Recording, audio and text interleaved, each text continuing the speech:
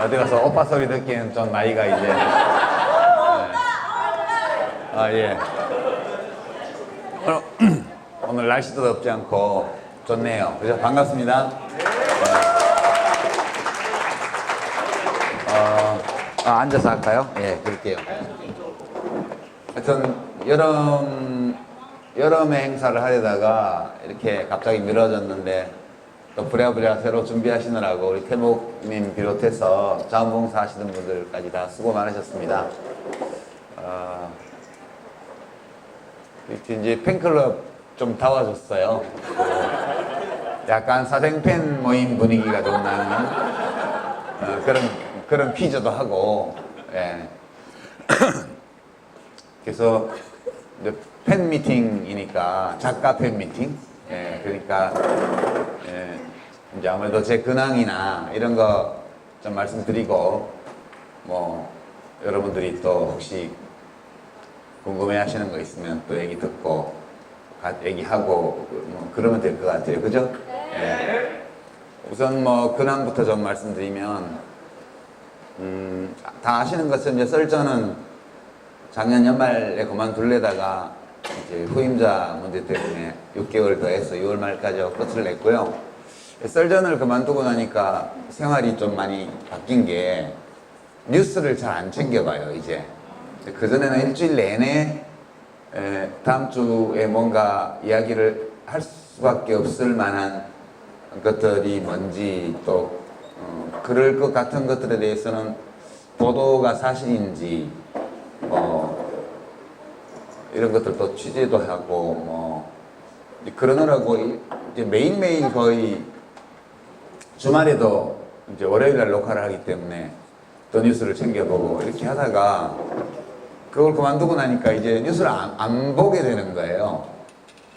그래서 이제 생활이 바뀐 건 없는데 마음의 상태가 되게 이제 느슨해졌다고 그럴까? 뭐 이제 그런 상태라서 되게 좋다, 그런 생각이 듭니다.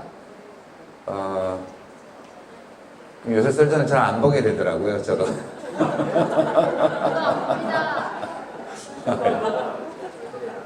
네.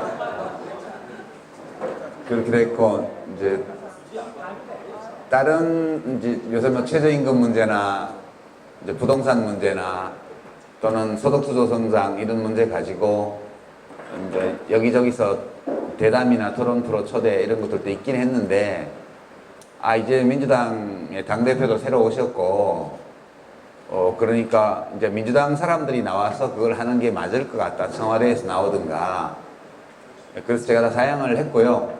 사양하고 있으니까 뭐 김동연 부총리도 나오고 장하성 정치실장도 나오고, 또 뭐 민주당은 당대표가 바뀌고 나더니 또 확 바뀌더라고요. 어제 그저께 발표한 부동산 대책, 종합 대책도 보니까 김동연 부총리가 제가 들은 소문으로는 좀 태업 사보타지 비슷하게 하고 있다는 소문도 있고 했는데, 총 대밀고 나와서 발표를 하고 영이 좀 서는 것 같은 그런 느낌이에요. 그래서 제가 없어도 뭐 별 상관이 없구나, 그런, 그렇게 마음을 좀 놓고 있습니다. 알쓸신잡은 시즌 3를 지금 찍고 있는데요. 그게 이제 시즌 2까지 작년에 하고 나서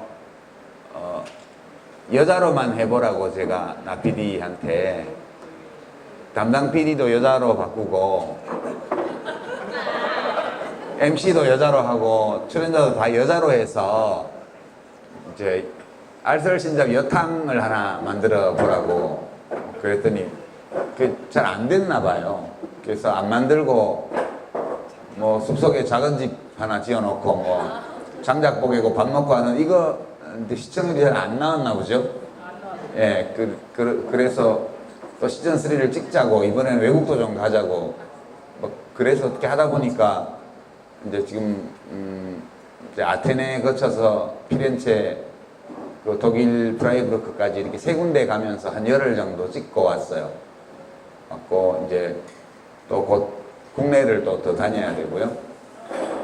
21일부터 방송이 나갈 텐데, 저도 이제 외국은 처음이라 방송이 어떻게 나올지는 모르겠는데, 하여튼 뭐 제작진 말로는 괜찮았다고 하는 거 보니까 너무 괜찮을 것 같기도 하고 그렇습니다. 아마 연말까지는 그 방송이 나갈 거고, 방송 출연은 여기저기 요청은 많은데 되도록 좀 안 하려고 그거 하나만 하고 그렇게 있습니다. 강연도 여전히 안 다니고요. 왜냐하면 내년 봄에 낼 책 작업을 시작을 했는데, 그 강연을 다니기 시작하면 도저히 작업을 할 수가 없어서, 그래서 이제 다음 책은 사실 이번 역사의 역사는 그렇게 많이 팔릴 책이 아닌데, 좀 그렇게 많이 팔리라고 낸 책이 아니고 좀 그냥 오랫동안 필요한 사람들이 읽을 수 있는 그런 스테디셀러를 하나 쓰자고 해서 쓴 책인데, 우리 팬클럽에서 작전을 했는지 그게 한 6, 7주, 7, 8주 정도 1등 하는 바람에 괜히 안 먹어야 될 욕도 먹고 그러고 있습니다, 지금. 뭐 어떤 분들은 같지도 않은 내용으로, 별것도 아닌 내용으로 그렇다 이런 말씀도 주시고, 그래서 책 많이 팔린 게 제 잘못은 아니니까 그런가 보다 그렇게 생각하고 있고요. 이제 그 책은 나의 한국 현대사도 그렇고 이 책도 그렇고, 이제 현대사는 내년에 리라이팅을 또 해야 돼. 5년마다 한 번씩 이렇게 손을 보기로 한 거기 때문에 지금 5년이 곧 되거든요. 그래서 그거는 내년 하반기에 작업을 해서 내후년쯤에 개정판을 낼 계획이고, 문재인 시대가 거기 좀 들어가야 되니까 탄핵, 촛불 집회, 문재인 정부, 남북관계, 정상회담, 북미회담 이런 것들, 그러니까 내년까지는 좀 그래도 확실한 변화가 일어났으면 좋겠다. 그래야 책을 쓰는데 수월하거든요. 그게 유동적이면 쓰기가 되게 힘들어요. 그래서 인원 민원을 청와대에 넣을까 지금 고민 중이고요.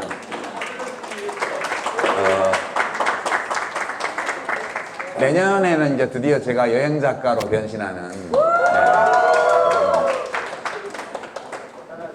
계획인데요. 이제 다음 책이 이제 제가 1년에 한 권씩 유럽 도시에 관한 책을 1년에 한 권씩 낼 건데요. 그러니까 한 권에 도시 4군데, 도시 4군데를 묶어서 이제 책 한 권을 만드는 식으로, 거기 여행 갈 분들이 참고하기에도 괜찮고, 또 안 가보고도 좀 가본 것 같은 느낌이 날 수도 있는 그런 책.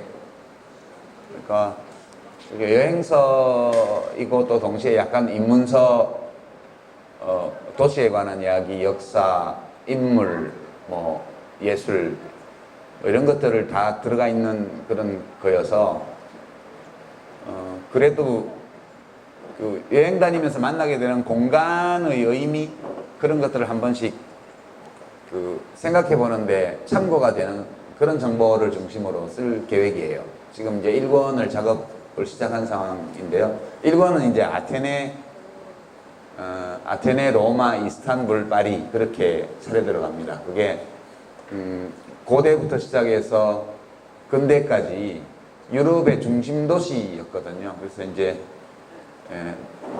등뼈에 해당하는 역할을 했던 도시라서 그걸 하고, 2권은 이제 좀 이렇게 동유럽 쪽으로 묶어서 비인, 부다페스트, 프라하 이런 쪽으로 묶어서 2권을 계획을 하고 있고요. 이제 저 스페인, 포르투갈 쪽도 가야 되고요. 1년에 책 한 권 내려면 도시 4개를 다녀야 되기 때문에 이제 꾸준히 지금 2권까지는 이미 갔다 온 상황이어서 작업을 해야 되고요. 3권부터는 그러니까 해마다 하나씩 낼 지역들은 차례차례 순차적으로 다닐 계획입니다. 이렇게 대체로 그런 거 말고는 특별히 글 쓰는 사람이 특별한 변화가 있을 건 없으니까요. 기존 책들 중에 손봐야 될 것들 이제 손보고 새로 계획한 책들을 내고 그렇게 진행할 계획입니다. 이제 공무원이 될 계획은 전혀 없고요. 예.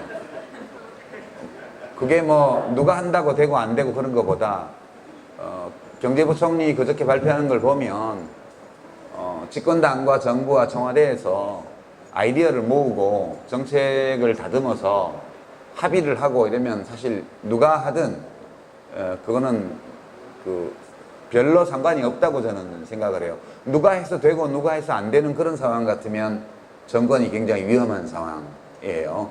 지금은 괜찮다 그런 판단을 하고 있습니다. 재건항은 뭐 그런 정도고, 예. 제가 처음 국회의원 보궐선거 나갔을 때 3살짜리 꼬맹이였던 우리 아들이 이제 올해 대학을 갑니다. 요새 이제 원서 쓰고 뭐 그러고 있던데요. 1월생이라 걔 뭔 띠더라? 네? 용띠인가 보다, 용띠. 예. 2001년 1월이니까 용띠인가 보다. 예, 예.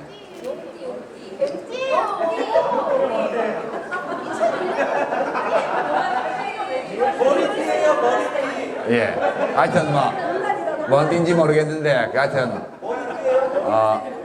그래서 이제 무난히 원래 어디든 가면 이제 내년부터는 좀 자유로워질 것 같아요. 아무래도 예, 애들을 다 키운 거기 때문에. 특히 이제 여행책은 사진을 제 집사람이 제 아내가 찍기 때문에 같이 다니면서 예, 그래서 금년에는 좀 못 나갔거든요. 아무래도 고3이라 작년까지는 다니다가 내년 되면 저희 큰아이 낳고 이제 둘째가 대학 들어갈 때까지 30년 걸리는 겁니다. 30년.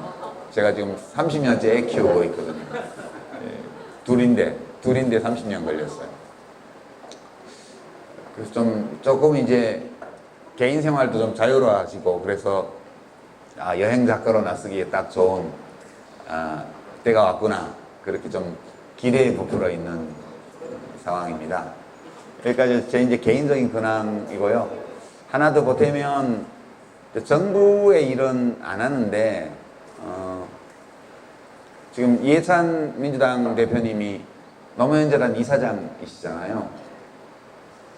그래서 지금 이제 계속 이사장직을 수행하시기 어려울 것 같아요. 그래서 이제 후임 재단 이사장을 가지고 지금 논의 중이라고 하는데 제 이름도 그 중에 하나 들어가서 지금 이야기하는 중이라 그래서 예, 근데 이제 아직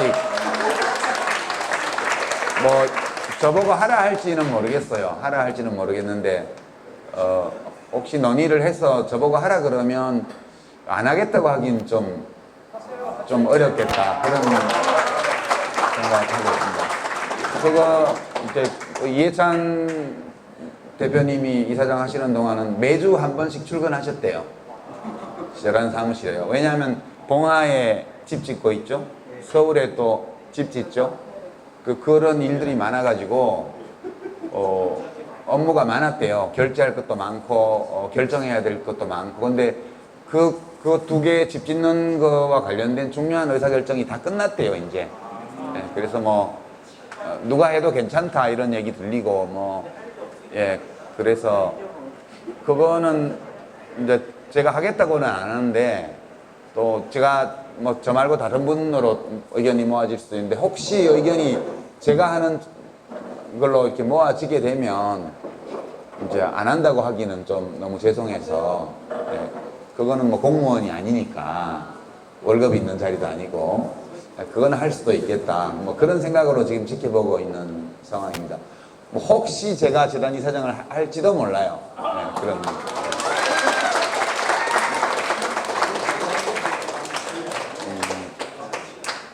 그건 뭐 노무현 재단이 북한하고 사업하는 것도 있고 그래서 평양에도 왔다 갔다 할지 모르고.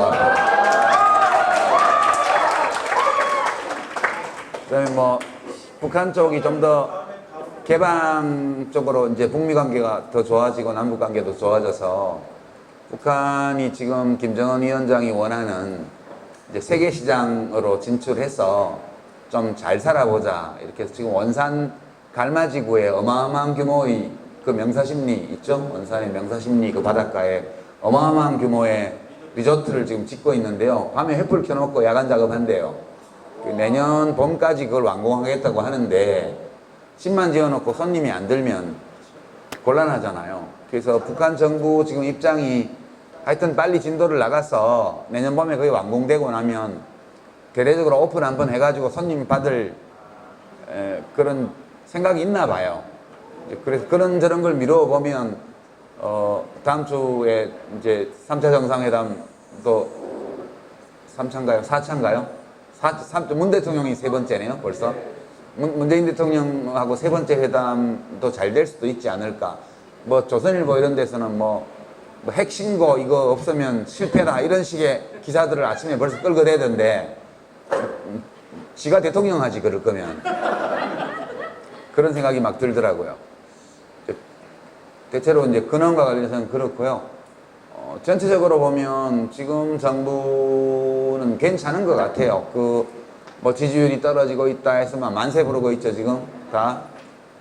그리고 이 최저임금 문제나 경제정책 문제 가지고 벌써 6개월 전부터 경제신문을 중심으로 그런 선동을 엄청 해왔고요. 거기에 이제 종편하고 보수 언론이 같이 이제 어울리면서 최근 들어서 대통령 국정수행 지지율이 좀 내려갔죠. 뭐 그래도 그렇다고 해서 자유한국당 지지율이 올라간 건 없잖아요. 어저께 갤럽도 보니까 정의당이 또 이겼던데 자유한국당을. 그 얘기는 무슨 소리냐 하면 막 바라는 게 있는데 지금 1년 좀 지났는데 내가 바란 만큼 이게 안 되는 것 같으니까 좀 실망했다, 뭐 좀 잘 못하는 것 같다 이렇게 대답하는 사람들이 있는 거지. 그러니까 자유한국당 니들이 와서 다시 해봐 이거는 절대 아니에요. 그래서 뭐 지나치게 그 지지율, 국정수행 지지율이 내려가는 거에 대해서 지나치게 뭐 이렇게 의미를 부여할 필요는 저는 없다 그렇게 봅니다.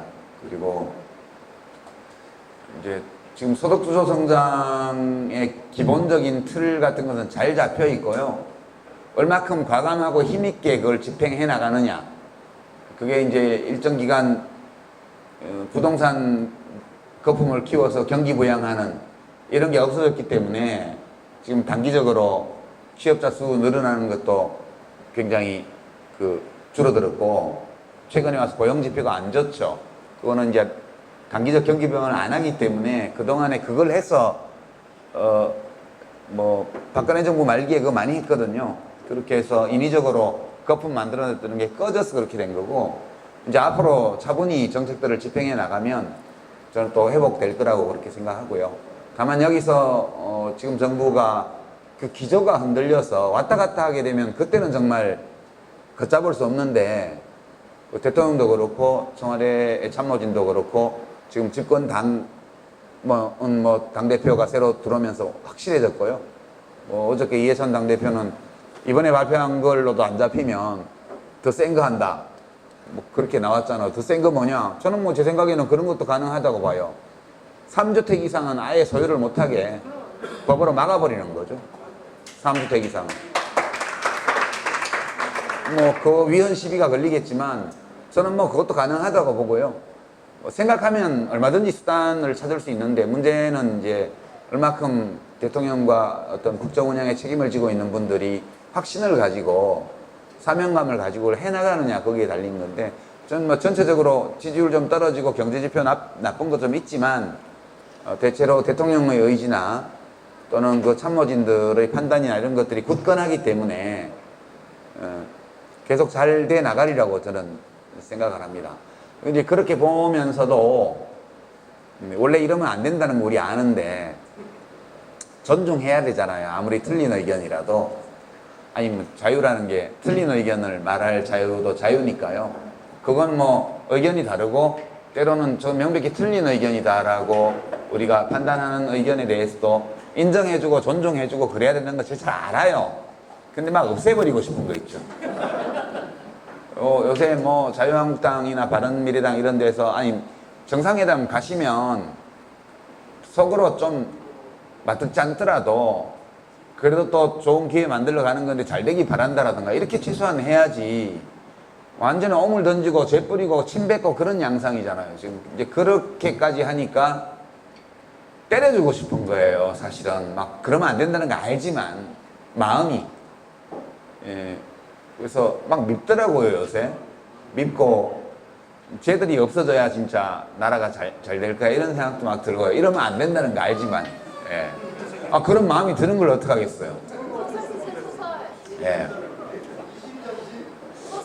그렇게 그런 생각이 다 들 정도로 지금 하는 짓들이, 예, 지금 뭐 조중동 중앙일보는 한동안은 좀 정신을 좀 차린 것 같았었는데 요새 완전히 막가는 양상으로 가고 있고, JTBC가 국민들 속에서 성공한 걸 보고 배워야 될 텐데 그걸 배우는 게 아니고 그 중앙일보사 근처에 가면 저녁에 술집 밥집에서 손석희 씹는 소리가 사방에서 엄청나게 들린대요. JTBC가 그러는 바람에 삼성 광고 다 끊어져 가지고 JTBC는 다른 광고로 충당해서 작년에 처음으로 흑자를 냈거든요. 경영 흑자를. 작년에 JTBC가 처음으로 흑자를 냈어요. 종편 중에도 처음으로 흑자가 났고 JTBC 역사에서도 처음으로 흑자를 낸 해예요. 작년이. 금년에는 좀 더 큰 흑자를 볼 걸로 예측이 되고 있는데 중앙일보는 삼성 광고 끊어진 거 복구를 못 해가지고요. 다른 걸로 못 채워가지고 적자 봤거든요. 그러니까 성과급도 못 받았죠. 그러면 아, 우리가 왜 이렇게 됐냐를 해서 더 열심히 해서 해야 될 텐데 그게 아니고 손석희 때문에 우리 이렇게 됐다고 막 그렇게 욕한다는 거예요. 이제 그런 분위기가 지면에 다 보이는 거죠. 예, 뭐 정치면, 경제면, 사회면, 문화면을 가리지 않고 스포츠면까지 때로는 정말 말도 안 되는 얘기들을 그렇게 늘어놓고 있죠. 그런 것들을 이렇게 포털에서 제가 구독은 안 하니까 정신건강에 해로우니까 그런 거는 구독하면 안 되죠. 포털에서 보다 보면 기사들이 뜨잖아요. 좀 울화가 치밀기도 하고요. 예, 그런 상태로 이렇게 지내고 있습니다. 그렇고, 그 다음에 이제 남북 관계 어떻게 갈까, 이렇게 보면, 이제 북한의 입장은 확실해진 것 같아요. 앞으로는 아마 양상이 김정은 위원장과 문재인 대통령이 만나서 이제 군사 문제 같은 것은 핵 문제, 군사 문제 이런 거는 다 거기서 해야 되죠. 거의 큰 틀에서 거기서 하고 나면, 그 다음에 실제로 이제 사업을 펼쳐갈 때는 기업 역할도 중요하고요. 특히 우리나라 대기업들, 중소기업협동조합회 여기 비롯해서 북한이 지금 인가공해서 먹고 살겠다 그게 아니고 특정 분야들 자기들이 경쟁력을 가질 수 있다고 생각하는 분야를 세계 시장의 공급자로 나가겠다는 거예요. 지금 그냥 임가공해서 임금비 따먹는 게 아니고 자기들이 글로벌한 공급자로 특정한 분야에서는 기업을 이렇게 남쪽에 투자도 받고 외국 투자도 받고 자기들 인력과 자원 기술을 결합해서 거기 새로 만들어지는 기업들이 세계 시장에서 경쟁하는 그런 걸로 가고 싶어 해요. 근데 지금 거래를 못 하잖아요. 거래를 하게 되면 미국에서 소위 세컨더리 보이콧이라 그래서 북한하고 거래하는 데를 제재를 하니까 거기 한번 걸려들면 금융거래 이런 게 다 막히니까 기업들이 무서워서 하지를 못해요. 이제 우리 기업도 마찬가지거든요. 이제 그런 것들을 풀 수 있는 조처 이런 것들은 정상회담에서 그걸 해결을 해야 되고요. 그걸 하고 나면 그 다음에 이제 북한의 기업소하고 우리 기업들하고 사이에 사업이 시작이 돼야 되고요. 북한의 그런 지방자치단체 우리로 치면 이런 데하고 한국의 광역시도들 또는 기초자치단체들하고 사이에 그 합작이 시작이 될 거예요. 이제 그리고 민간 차원에서도 각 분야별로 이제 교류와 협력이 본격화되게 될 텐데 이제 북한 그걸 다 하겠다는 태세거든요. 그래서 지금 제일 중요한 거는 역시 트럼프 대통령이죠. 예, 제가 트럼프 대통령을 응원하게 되리라고는 정말 상상을 못했는데, 예, 달리 생각하면 오바마 대통령이 좀 원망스럽다고 말하는 분들도 있어요. 최근에 그때 폭격을 준비를 했다는 얘기도 나오잖아요. 근데 오바마 대통령이 사회운동가 출신인데 그랬을 리는 없죠. 근데 그게 왜 그렇게 됐냐 하면 오바마 대통령은 풀어보려는 생각을 갖고 있었는데 그때 이명박근혜였잖아요. 그래서 이제 이른바 미국의 태도가 전략적 인내로 바뀌었죠. 그게 그렇게 된 이유가 오바마 대통령이 원해서 그렇게 된 게 아니고 한국 정부가 남북관계를 개선을 하고 북한 핵 문제를 정치적인 협상을 통해서 해결하는 의지가 전혀 안 보였기 때문에 미국으로서는 그 방식으로밖에 대처할 수 없었다는 거예요. 그래서 그게 기다리는 것도 전략이다. 그걸 우리나라 대통령이 입에 올리고 있었어요, 그때. 그 자기들이 깽판 치니까 미국에서 어쩔 수 없이 전략적 인내라는 개념으로 자기들이 아무것도 안 하고 있는 거를 합리화한 거거든요. 근데 그거를 미국의 방침이라고 하면서 우리나라 대통령들이 그걸 핑계로 또 북한하고 관계를 엉망으로 만들고 이렇게 해왔죠. 그 바람에 안 됐던 거고요. 만약 지금 오바마 대통령 같은 사람이 있었다면 훨씬 더 빠르고 안정적으로 되리라고 봐요, 저는. 그 트럼프 대통령이 괴팍하고 지 맘대로 하는 사람이기 때문에, 장사꾼이기 때문에 이렇게 된다. 그거 아닌 것 같고요. 이제 지금 그렇게 되는 거는 그런 요인 때문인데, 그런 분이 아니고 오바마 대통령처럼 합리적이고 이성적이고 그리고 평화적으로 문제를 해결하려는 의지를 가지고 있는 이런 분이 있었더라면 더 잘 됐을 걸로 저는 봐요. 예, 그래서 뭐 트럼프 대통령이 혹 잘못되면 이게 다 중단되는 거 아닌가? 그건 또 저 아니라고 봐요. 지금 키를 쥐고 있는 거는 이제 주도권이 남북한으로 왔어요, 지금. 그러니까 어떻게 보면은 미국 쪽이 트럼프 대통령이 빨리빨리 안 따라와 줘가지고 지금 이제 문제가 되는 건데, 일단 이 한반도 정세를 풀어가는 주도권을 남북한이 손을 잡고 지금 가지고 온 형국이고, 그걸 지금 미국이 지켜보면서 맞춰주고 있는 쪽으로 바뀌었잖아요. 이게 이제 굉장히 중요한 변화라고 보고, 미국 쪽에 무슨 일이 생겨서 트럼프 대통령이 어떻게 된다고 해도 저는 뭐 잘 되리라고 봐요. 물론 트럼프 대통령이 지금 있기 때문에, 또 당장 뭐 어떻게 되리라는 건 없기 때문에, 박지원 의원이 뭐 원로들 간담회에서 손흥민 선수처럼 어시스트에 주력하라, 뭐 그 말 맞다고 봐요, 저는. 그러니까 다 찬스 만들어서 빈 골문 앞에 이렇게 공 밀어주면 톡 집어넣으면 골 넣을 수 있게, 그리고 세레모니 한번 거하게 할 수 있게 그렇게 만들어주는 게 중요하죠. 왜냐하면 북한이 원하는 걸 줄 수 있는 거는 우리가 아니거든요. 북한이 원하는 걸 줄 수 있는 거는 트럼프 대통령이에요.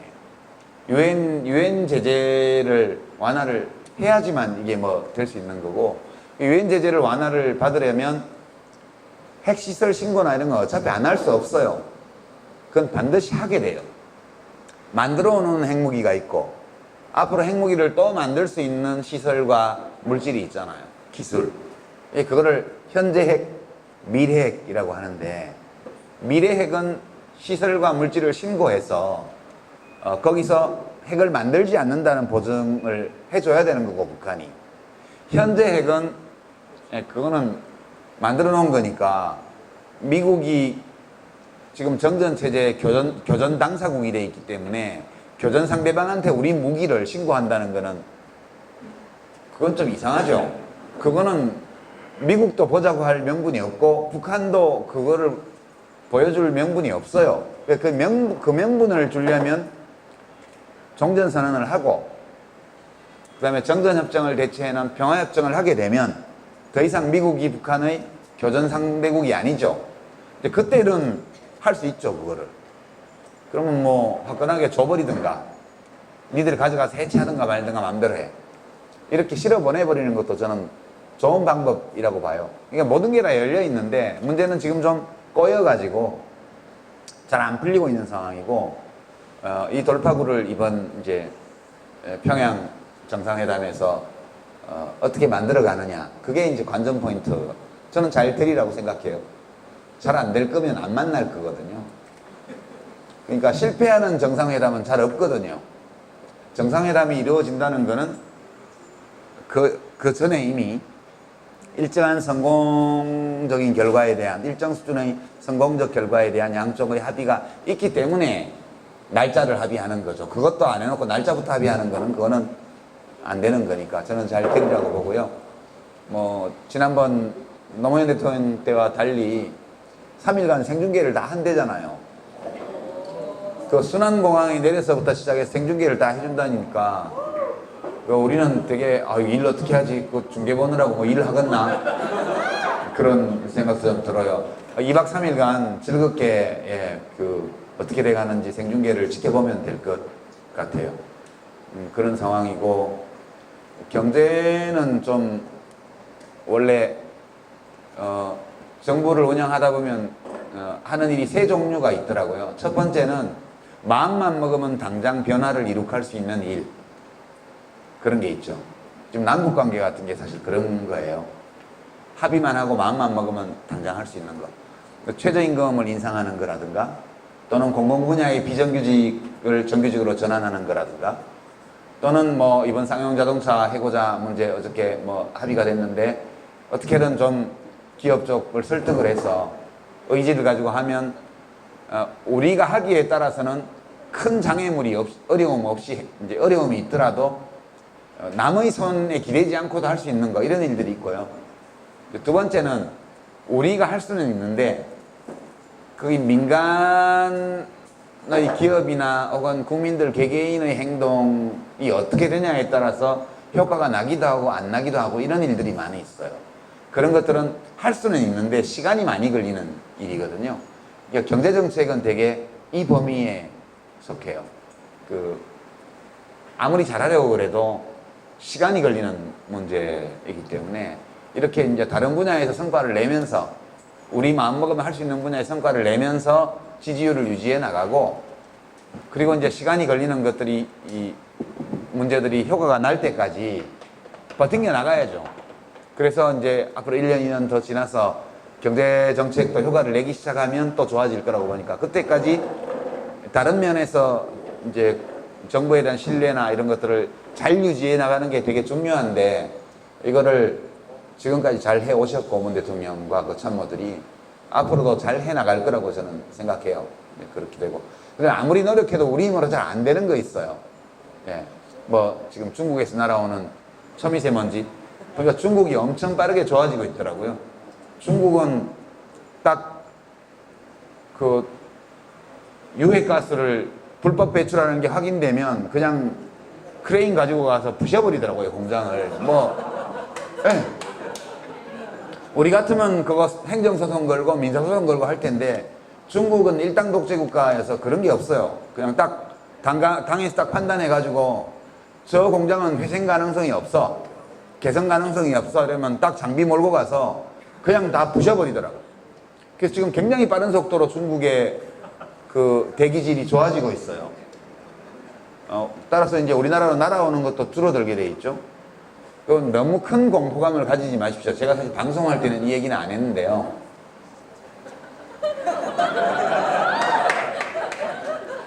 이 한국 서울의 대기질은 계속 좋아지고 있어요. 데이터는 그래요. 우리가 느끼는 게 나빠져서 그렇죠. 데이터를 보면 10년 전, 5년 전보다 지금이 대기질이 훨씬 나요. 그러니까 2000년 그 무렵만 해도요, 그 김포공항 위에 비행기가 접근을 하면 서울 상공을 까만색의 그 공기가 둘러싸고 있는 게 눈에 보였어요, 그때는. 지금 그건 없어요. 다만 이제 초미세먼지나 미세먼지에 대한 측정 기술, 이게 발달하고 예보가 세밀화되면서 사람들이 체감하는 거죠. 그게 얼마나 나쁜가를. 1980년대, 90년대까지는 아황산 가스로 인한 산성비가 여기 되게 심했는데 요새 산성비 별로 없죠. 그러니까 한국의 대기질은 계속 좋아지고 있어요. 근데 제가 이제 정확하게 이걸 뒷받침하는 데이터들을 그때 충분히 못 갖고 있어서 그 얘기는 안 하고 그냥 말았는데, 그리고 고등어를 구우면 초미세먼지가 나와요. 정말로. 그래서 고등어 구울 때는 문 열어놓고 구우셔야 돼요. 네, 진짜로.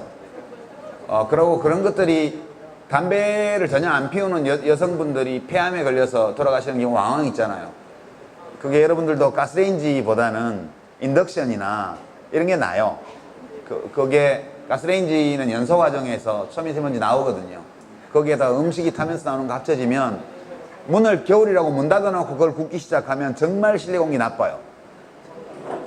이걸 겨울 돌아오면 바깥 공기가 아무리 지저분한 날도요, 실내 공기는 그거 1.5배 정도 나빠요. 이게 미세먼지, 초미세먼지에 대한 얘기가 이렇게 가면서 왜 이렇게 가느냐 하면 기업의 이해관계 때문에 그래요. 지금 실내 공기 정화기 산업이 어마어마하게 지금 폭발하고 있잖아요. 그거는 실제로 큰 도움은 안 돼요. 아무리 정화를 해도요, 실내 공기는 바깥 공기보다 나쁜 경우가 대부분이에요. 그래서 겨울에도 짧은 시간 확 열어서 빨리빨리 환기하고 닫고요. 그렇게 해서 감기 예방하시기 바랍니다. 이런 것들은 우리가 혼자 마음먹는다고 잘 되지는 않아요. 그러나 지금도 계속 그 방향으로 가고 있고요. 예, 그 공무원들 일하는 자세도 뭐 많이 좋아졌잖아요. 메르스 뭐 이번에 보면 그거 제가 그때 그 노유진의 정치 카페 할 때 마음대로 극장 가고 마음대로 축구장 가고 야구장 가라고 그랬잖아요. 전염 안 된다고요. 비행기, 버스, 택시 이런 데서 전염된 사례가 없다고요. 그게 하기도 감염이기 때문에. 기도 제일 아래쪽에 가래가 형성되기 때문에 병원에서 뽑아내지 않는 한은 이거 안 나와요. 웬만해가지고는. 우리 보통 감기는 상기도 감염, 그러니까 기도의 윗부분에 감염이 일어나는 거예요. 하기도 감염이라 그래서 병원에서만 전염되는 거예요. 객담 검사한다고 가래를 뽑아냈잖아요. 뽑아내면서 그 안에서 위생관리가 잘 안 되니까 이제 그게 막 출입문 손잡이에 묻어있고 이래가지고 그 사단이 난 건데, 그런 기초적인 것만 지켜도 전염 안 돼요. 그러니까 뭐 정부는 놓치고 민간은 빨랐다 이런 엉터리 기사나 쏟아내고 정부 까는데 혈안이 돼가지고, 아니 뭐 관련도 없고 설사 좀 하다가 뭐 괜찮고 이제 그런 되는데, 그럼 뭐 독심술 발휘해가지고 그 사람이 거짓말하는 거 알아내나요? 그래도 그 양반이 거짓말을 했는지 몰라도 친구 의사한테 전화해서 가서 빨리 진단을 받아서 다행히 지금 잘 갔고요. 동물 전염병도 이명박 박근혜 정부 때처럼 그렇게 지금 심하지 않잖아요. 작년에 그 AI 관리도 어느 정도 됐잖아요.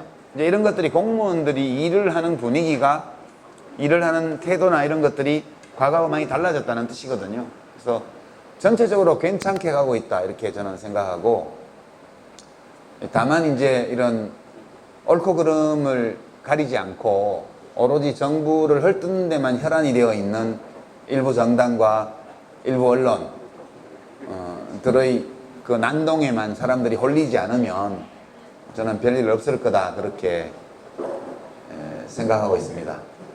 그리고 이제 남북 관계가 잘 되면 좀 우리 경제의 새로운 활력을 일부러 건설 경기 부양 안 해도요, 여기 놀고 있는 중장비들 갈 데 많거든요. 그게 지금 뭐 155조가 든다느니 200조가 든다느니 이런 엉터리 기사들을 쏟아내고 있잖아요. 그렇게 들죠 당연히. 그보다 더 들 거예요. 북한의 인프라를 다 새로 건설해야 되기 때문에. 근데 그게 우리 돈으로 하는 게 아니잖아요. 북한이 하는 거라고요. 북한이 하는 거니까 우리는 거기에 돈 꿔줄 수도 있고요. 그러면 우리가 그걸 수주해가지고 우리 기술과 장비가 갈 수도 있죠. 그리고 또 우리가 좀 서로 연결을 해야 되기 때문에 그 대목에서는 우리도 돈을 좀 써야 되는 것도 있는 거고요. 그렇게 되는 거니까 전체 북한의 인프라 건설 비용 중에 아마 뭐 200조 원 들어간다. 그러면 한 10조 원 정도는 우리도 이익을 얻을 수 있는 게 많기 때문에 우리 예산을 써야 될 때들이 생기죠. 당연히 철도도 연결하고 도로도 연결하고 뭐 항만 소통하는데도 이제 그게 들어갈 거고 다 들어갈 거 아니에요.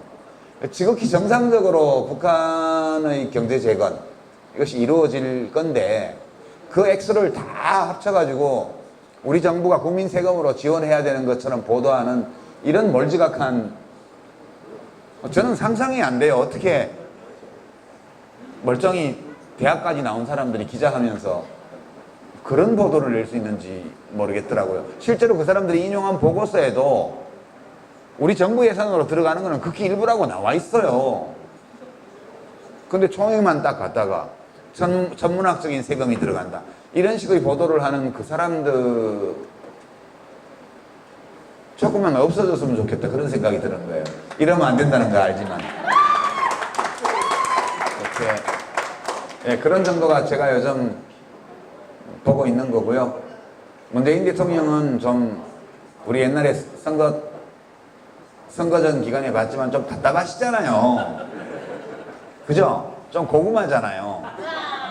그런 점은 있죠. 근데 이제 대통령이 되시고 나면 그런 점들이 단점이 아니고 장점이 돼요. 좀 고지식 하시고요. 뭐 지금 교육부 총리 지명자 때문에 시끄러운데 여성을 30%는 해야 된다. 이거 얼마나 고집 세게 그거를 밀고 가시는지. 그죠? 아니 뭐 지금 사람이 마땅치 않아. 그럼 남자로 하지. 이런 될 것 같은데 그렇게 밀고 가셔요. 그러니까 그런 면이 있기 때문에 좀 답답해 보이지만 실제로 대통령으로 계시기 때문에 그런 점들이 장점으로 작용한다고 보고요. 그리고 독실한 천주교 신자잖아요. 그 내외분이 뭐 어느 종교든 독실한 신앙을 가지고 있는 분들은 정서적으로 굉장히 안정적인 경우가 많죠. 그래서 문 대통령님 내외분을 정서적으로 되게 안정되어 있는 분이세요. 여사님은 좀 유쾌해서 그렇지 겉으로는 유쾌하셔도 안으로는 안정되어 계신 분이고요. 문재인 대통령도 굉장히 안정적인 분이세요. 그래서 뭐 매사에 그렇게 급격한 기복이나 이런 것들은 나타나지 않을 걸로 저는 이제 예상을 하고 있습니다. 이런 정도가 요새 제가 이렇게 별로 뉴스를 안 보면서 앉아가지고 이렇게 하고 있는 생각들이에요.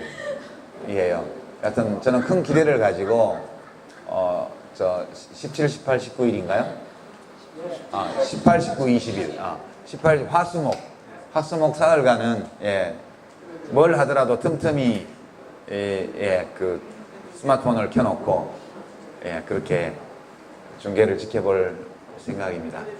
이 정도 말씀드리면 되게 다 말씀드린 것 같아요. 그죠? 혹시 뭐 여러분들 궁금하신 거 있으면 말씀하시면 제가 마포가병에 산소합니다.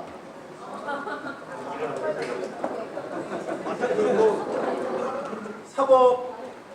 사법농단과 사법적폐에 대해서 좀 고견을 좀 답답합니다. 우리가 아무리 헌다선 시대에도 결국 최종적인 판단과 결론은 사법부에서 내려지는데 지금 사실 작품에 벌어지고 있는 그런 흐름을 보면 참 답답하기 그지 없거든요. 짧게 부탁드리겠습니다. 짧게. 네. 그래서 과연 핵심 질문. 이게 어떻게 흘러갈 것인지, 그 다음에 우리는 이 상황에서 그러면은 우리 평범한 시민은 어떻게 행동하는 것이 좋은지에 대한 우리 천만님의 그 생각을, 의견을 좀 주세요. 아니 뭐 사법 문제는 우리 시민들이 뭐 할 수 있는 거 없죠. 아니 없는 건 없다고 얘기를 할 수밖에 없을 것 같아요. 근데 이제 저는 이게 두 가지 문제가 한꺼번에 진행이 되어서 이제 사람들이 좀 이걸 어떻게 해야 되나 난감해하는 것 같은데요. 하나는 과거의 대법원의 어떤 판결, 결정 또는 이제 하급법원이라 하더라도 대법원에서 개입을 해서 법원행정처에서 개입을 해서 공정한 재판이 이루어지지 않았다는 확실한 증거 이런 것들이 있는 개별 사건의 경우에 그건 당연히 이제 재심 청구를 하는 절차를 밟게 되겠죠. 그거는 이제 개별적으로 그 사건들에 대해서는 재심 절차를 밟아야 된다고 저는 봐요. 이제 그거는 그거대로 가고요. 나머지 하나는 이제 지금 검찰에서 법원행정처의 사법농단에 대한 수사를 하고 있는데 이건 뭐 진행이 되면 되죠, 그대로. 책임질 사람 책임지고 벌 받을 사람 벌 받고 책임 안 지고 계속 버티는 사람이 있으면 뭐 국회에서 탄핵하고 그렇게 절차에 따라서 가게 되는데 문제는 이제 계속 압수수색 영장이 기각되면서 뭐 서류 파쇄 뭐 이런 사건들이 일어나는 거잖아요.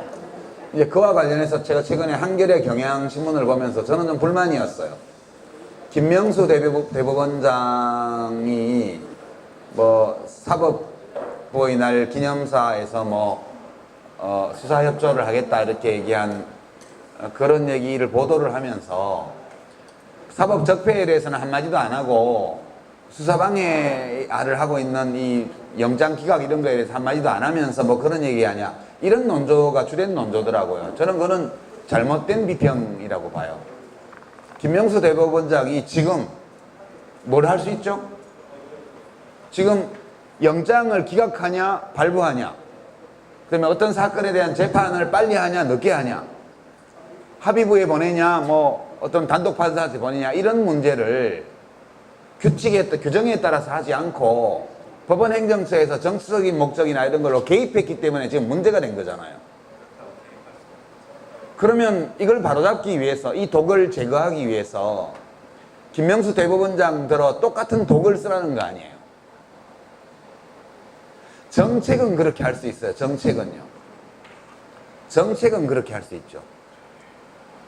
정책은 때로 아주 나쁜 결과를 내고 있는 어떤 잘못된 그를 바로잡기 위해서 그 자체로는 논란이 소지가 있는 정책이지만 이 경우에는 집어넣어서 효과를 볼 수 있다면 할 수도 있어요.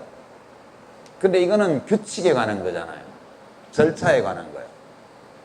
그래서 김명수 대법원장이 이 건에 대해서 할 수 있는 일은 아무것도 없다고 봐요, 저는. 그리고 아무것도 하지 않는 것이 정답이다. 그리고 대법원장이 법에 어긋나는 아무런 일도 하지 않은 채 오로지 원론만 반복하면서 지나가고 있을 때 이것이 바로잡혀지지 않는 대로 법조계 내에서, 판사사회 내에서 자정의 움직임이 일어나야 되고요. 이것이 바로잡히면 바로잡히는 대로 책임질 사람은 책임지고 뭐 제도 개선이나 이런 것도 이루어져야죠. 그러니까 지금 저는 정상적으로 가고 있다고 봐요. 지금 압수수색 대상자하고 같이 근무했던 판사가 앉아가지고 영장 기각을 했어요. 그러면 그게 이제 문제가 되잖아요. 저는 사법부의 개혁이라는 것은 이런 방식으로 이루어져야 되는 것이지, 외과수술식으로 누가 개입을 해서 그 자체 안에서 이런 식으로 비상한 수단으로 이렇게 사법부를 건드리는 것은 저는 여러모로 좋지 않다고 봐요. 그래서 지금이 정상적인 거다. 당연히 사법부의 적폐청사는 가장 복잡하고 가장 미진하고 가장 어려운 일일 수밖에 없고, 이런 방식으로 일이 잘 처리되면 국민의 지지를 받고 일이 잘못 진행되면 국민의 지탄을 받는 이런 분위기가 지속되면서 법관들의 사회 내부에서 일정한 자정 움직임, 이런 것들이 개혁의 움직임이 일어날 거다 이렇게 봅니다. 그리고 최종적으로 어떤 인적인 문제가 걸려서 이게 안 되면, 이제 우리가 그런 걸 쓴 적이 거의 없는데 국회가, 헌법이 국회에 부여한 법관 탄핵권을 써야 된다고 봐요. 예. 국민의 비난 여론이 비등하고 뭐 그러는데 법적으로 딱히 책임을 물을 수 있는 방법은 없고, 그리고 그 자가 거기 앉아가지고 계속해서 적폐를 저지를 가능성이 있을 때, 이때 그 법관을 물러나게 할 수 있는 유일한 방법은 헌법으로 보장을 해주고 있기 때문에 다른 방법은 없고 오로지 국회의 탄핵 하나밖에 없어요. 그래서 저는 이대로 진행이 되다 보면 특정 법관에 대해서는 국회가 탄핵 의결을 해야 되는 상황도 발생할 수 있을 거다, 그렇게 봐요. 이 과정을 거칠 수밖에 없다고 저는 보고요. 아무리 분이 나고 화가 나고 그렇게 미워 보여도 법원에 대해서는, 법관에 대해서는 민주적 절차가 없어요, 그렇게 할 수 있는. 그래서 그건 그렇게 너무 답답해하시지 말고요, 그냥 감상하세요. 예. 원래 이럴 수밖에 없는 거다, 이 분야는. 예, 그렇게. 그래야 남들이 얘기 안 해요. 복수관님 크게. 네. 요새 그 진보 지지자분들 사이에서 분열이 좀 시작되는 양상이 보여가지고 그게 좀 걱정이라서 잠깐의 의견을 듣고 싶습니다. 아, 예.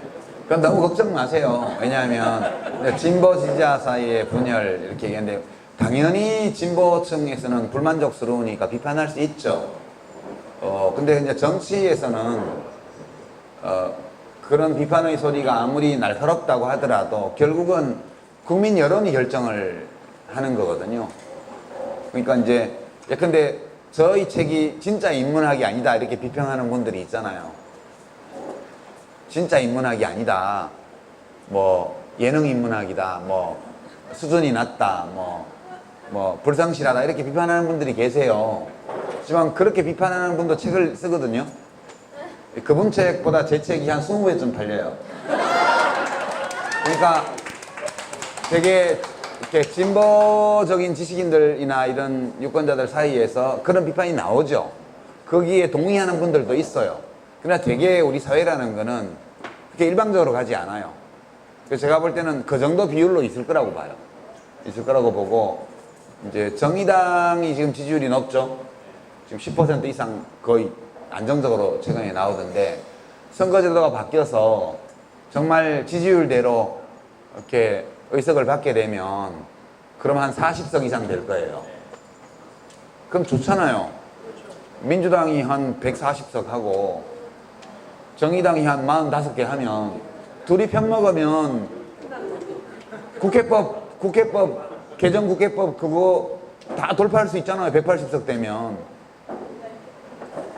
그러니까 그게 안정적인 국회 구도가 될 수 있는 건데, 이게 잘 될 것 같다가 최근에 대통령 지지율이 좀 떨어지니까 자유한국당 사람들이 이거 봐라, 지금 제도 가지고 한바탕 더 공격하면 이길 것 같아, 이런 환상에 사로잡혀 있나 봐요. 예, 그렇게 됐는데, 그런 문제들은 저는 여유 있게 대하시는 게 좋다고 봐요. 그래, 네 말 뭔지 알겠어, 열심히 해. 예? 우리는 이 정도는 만족해. 그냥 귀하처럼 요구 수준이 높고 똑똑하신 분은 막 그렇게 하시고, 예, 우리처럼 뭐 소박한 사람들은 이 정도로 만족이야. 그 정도로 대처해 주시는 게 좋을 것 같아요. 그분들은 어떻게 할 수 없어요. 그분들은 자기가 하는 이 주장이 현실에서 어떤 결과를 가지고 올 거라는 거를 예측하지 못하는 경우가 많고요. 예측하는 경우에도 그거에 대해서 책임감을 느끼지 않는 분들이에요. 그 차이거든요. 그러니까 이제 생각이야 자유로우니까 누구든 논리적으로 끝까지 안 가고 싶겠어요. 이제 우리가 고민하는 거는 내가 이렇게 주장하고 이렇게 행동할 경우 그것이 현실의 정치에서 어떤 결과로 귀착될 것인가 라는 것을 예상해 보죠. 그리고 이제 그 예상에 따라서 나온 결과를 이렇게 볼 때 이거에 대해서 내가 책임감을 느껴요. 내가 이렇게 하지 않았고 다르게 했더라면 이게 달라지지 않았을까? 라는 생각을 하면서 책임감을 느끼는 반면, 되게 그런 주장을 하시는 분들은 그 예측을 잘 하지도 않아요. 그냥 자기가 옳다고 생각하는 것대로 그냥 얘기해요. 행동하고요. 그 다음에 그것이 초래하게 될, 그 사람의 의도와는 무관하게 또는 의도에 따라서 초래하게 될지도 모르는 어떤 결과, 이거에 대해서 자기가 책임감을 느끼지 않아요. 그런 분들은. 그래서 어떻게 하겠어요? 그냥 내버려 두는 수밖에 없죠. 그분들과 싸우기보다는 이 자유한국당이나 보수야당과 조중동의 이 허위 선전, 왜곡 선동, 이거하고 싸우는 쪽이 훨씬 나아요. 거긴 내버려 두고요. 그냥 이거 알겠습니다 이렇게 하고, 야 좋은 말씀이십니다 이렇게 얘기를 하고, 우리들의 신경은 걷다가 둘 게 아니고 저쪽에다 둬야 돼요. 그래서 그게 나의 생각과 나의 행위가 초래하게 될 결과에 대해서 큰 책임을 의식을 느끼는 시민으로서 해야 될 일이다. 저는 그렇게.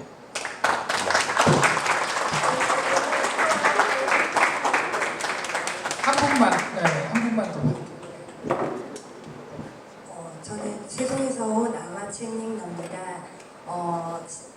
선생님의 책을 읽다 보니까 이 책, 선생님께서 방송에서 말씀하신 책도 이제 골라서 찾아서 읽어보고, 그 다음에 이 책 안에 나오는 책도 제 친구들하고 찾아서 같이 읽어보는데, 국가띠만 1권을 샀는데 2권이 절판이 됐어요.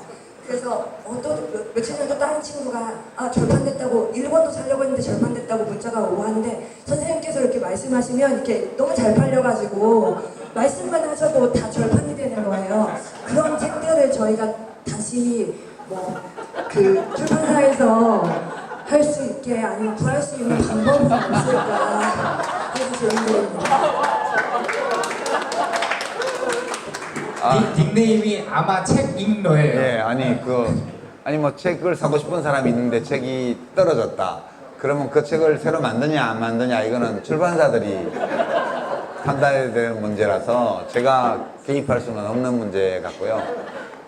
제가 이제 가끔 책의 추천사를 쓰는 경우가 있어요. 가끔요. 1년에 하나쯤 있는 것 같아요. 그게 어떨 때 쓰냐 하면 팔릴 가능성이 별로 안 보이고 그 다음에 이거를 안 쓰면 천에 인간적으로 도리에 어긋난다 이럴 때요. 그 전에 서명숙 씨가 쓴 그 어떤 분 교통사고 나서 지금 인지 능력이 아이처럼 되어버린 그분에 관한 책이나 이런 것들은 그 안에 제 얘기도 나오고 하기 때문에 이제 소박하게 한 두세 줄 쓰드린 경우가 가끔 있죠. 가끔. 최근에 이제 진회숙 음악하는 클래식 평론하는 진회숙 선생이 옛날에 야학했던 얘기들 저는 그런 책 가끔 쓰는데 그 외에는 일절 안 써요. 그리고 이제 어쩌다 그렇게 쓰는 경우에도 저는 원고료를 안 받거든요. 그 추천사에 대한 원고료를. 그 대신에 저는 제가 읽어본 책 중에 기회가 있을 때 이런 책이 있습니다. 이런 얘기를 하죠. 되게 그렇게 제가 말하는 책은 이 책이 밀리언셀러가 되면 대한민국이 훨씬 나아질 것 같은데 이런 느낌이 드는 책들이에요. 그러니까 이제 랩걸 같으면 이런 책을 읽으면 100만 명이 읽으면 우리나라의 나무 숲이 더 많아질 것 같아. 그런 생각이 들거든요. 예. 코스모스 이런 책들을 100만 명이 읽으면 그러면 과학자가 되기를 원하는 사람들이 더 많이 생겨나고 또 우리가 별로 쓸데없는 거 가지고 지지고 볶는 이런 것도 좀 줄어들지 않을까 그런 기대를 가지고 제가 그런 책들을 추천을 해요. 이번에 알쓸신잡 시즌3에도 책 얘기가 좀 많이 나올 텐데요. 아마 이제 제가 짐작하기에는 한나 아렌트의 그 예루살렘의 아이히만이나 인간의 조건 이런 책들이 나올 것 같아요. 또 프리모 레비의 주기율표 이런 참 좋은 책들이거든요. 예. 주기율표는 과학책은 아니에요. 과학책은 아니고 그 아우슈비츠 수용소 생존기인데 굉장히 감동적인 책이죠.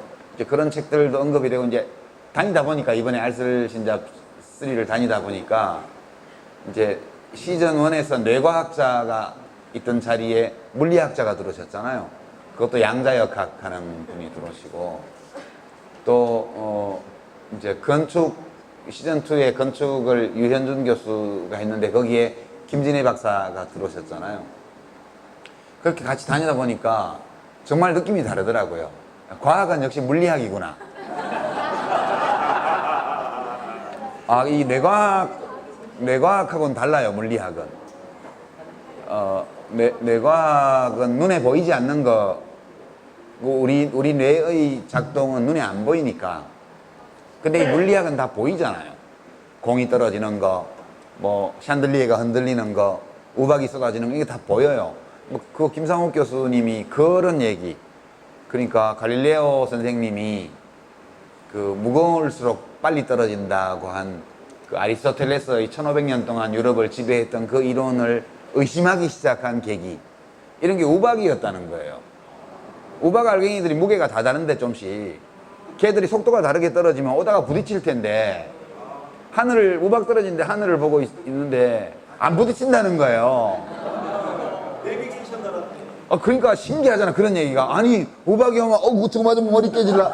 우리 같은 사람은 보통 이렇게 하거나 또는 이거 저쪽 농작물이 다 상하게 생겼네, 농민들 어떡하지, 이렇게 보통 하는데 이분은 우박 알갱이들이 왜 부딪히지 않을까, 저게 부딪히지 않는다는 것은 아리스토텔레스 이론이 틀렸다는 얘기가 아닐까, 뭐 이런 얘기를 해주시는데 너무 감동적이었어요 저는. 그래서 그 갈릴레오 선생님이 그 진자의 운동 주기에 관한 법칙을 생각하게 됐다는 그 교회 긴 샹들리에, 줄이 긴 샹들리에 또 가봤어요. 근데 지금은 흔들리지 말라고 묶어놨더라고요. 아, 그 재밌었어요. 그리고 김상욱 선생님은 밀덕이더라고요. 밀리터리 덕후요. 그 전쟁 무기 이런데 완전 끝내주더라고요. 그 전쟁 얘기만 나오면 모두 다 빨려들었어요. 하도 재밌어가지고. 그분이 과학 얘기를 할 때보다 무기나 전쟁 얘기를 할 때 더 조심하시더라고요. 왜 그러냐 그랬더니 우리 밀덕계에서는요, 뭐 요만한 거 하나라도 잘못 얘기하게 되면 바로 검증해가지고 비판이 들어오기 때문에 그 밀덕계에서 명성이 깨지는 거는 하루아침이에요 이러면서. 그래서 아마 지금 제가 잘 다 기억은 안 나는데 책 얘기들이 나올 수밖에 없죠. 다니다 보면 책 얘기들이 나올 수밖에 없어서 뭐 또 시즌 3에도 저는 한나 아렌트 책이 많이 읽히면 너무 좋죠. 예, 그런 훌륭한 책이니까요. 재미는 좀 많진 않지만 예, 그렇게 뭐 그렇습니다. 그 책이 절판된 거를 제가 나오게 할 방법은 없고요. 제일 좋은 방법은 출판사에 이메일을 보냈어요. 예, 이 책이 왜 시중에 없냐? 혹시 재고가 있으면 나한테 한번 팔아라. 이런 게 자꾸 오다 보면 출판사에서 이거 봐라, 책을 내야 되겠는데 이렇게 될 거예요. 예. 그 누가 시켰냐고 물어보면은 유시민 작가님 그렇게 하라고 했다고. 그래서 인증샷을 꼭 찍어놔야 돼요. 증거 사진. 네. 그렇습니다. 예, 네. 그리고 이제 이따 잠깐 시간 내서 아까 그 포스터 받은 분들은 뭐 사인을 태몽님이 하얀색 나오는 펜을 준비해 놓는다고 그러셨어요. 거기에 해준다고. 그리고 책 사인 받으실 분들도 아까 몇 분 오셨는데 제가 집중이 흐트러질까봐 이따 해드리겠다고 그랬는데 이따 봐서 짬 봐서 사인, 예. 예. 그 밖에 조금 비가 조금 내려서 원래 여기 접수대에다가 우리 하려고 했는데 비 와요 지금? 살짝 조금씩 내려요. 그래서 그 아까 원래 앉아 계신 데에서 거기서 그냥 사인을 예. 진행하는 걸로 하고 꼭 더 질문이 있으신 분들은 메일로 청만님한테 보내시면 시간 되시면 딱 걸리면 답변할 수 있는 거라고 생각합니다. 예. 메일 보내지 마세요. 네, 우리 청만님 오랜만에 강연 들으니까 기분 좋으시죠? 네, 큰 박수 한번 부탁드리겠습니다. 우리 또 청만님 오랜만에 뵀는데